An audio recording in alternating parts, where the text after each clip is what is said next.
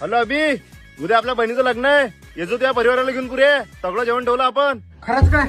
ठीक आहे येतो दादा. आपल्या इलाक्यात लग्नाचं जेवण आहे. आई काका बाबा गिबा काका काकू सगळं ऐकून घ्या पहिले तुम्ही. हा जेवण आहे. बिस्किटचा पुढे वास नाही घेत मग आता 4 दिवस. थांब ना सुंगी, ऐकून घ्या रे बाई सगळं पहिले. आपल्या भंडाऱ्याचे 2 रूल आहे. पहिला रूल असा आहे, आपलं पहिल्या पंक्तीत बसू आणि शेवटच्या पंक्तीत बसू आणि दोन्ही पंक्तीत आपण ओळखून यायला पाहिजे म्हणून कपडे बदलून टाकू. हे बारे भाऊ, मला की तुमच्या रूल मध्ये इंटरेस्ट आहे नाही. मी जेवायला जात जाईन हागत जाईन, जेवायला जात जाईन हागत जाईन. मी आगू पुरा दिवस काढतो आणि 10 फेऱ्या मारतो जेवाच्या. तुला आमच्या काही त्याचं नाही ना, ते आठवून ठेवतो. 4 दिवस आम्ही भाजी पुरवतो, पराठे करतो, कुटके करतो. तुला जिंदे काहीच भोकात गेला नाही त्याच्यानंतर येतही नाही मी.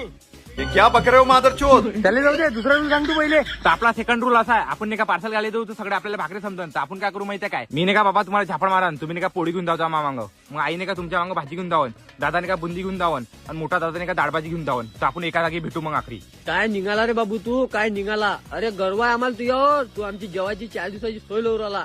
या सुंगीचं काहीच कामाचा नाही आहे. धन्यवाद आई. तर ऐकून घ्या रे बाई सगळी गोष्ट पहिले.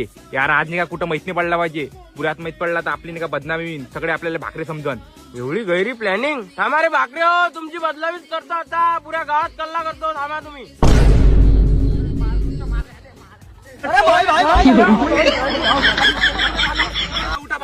बाबा बिस्किटचा वास घे ना, उठा लवकर बाबा.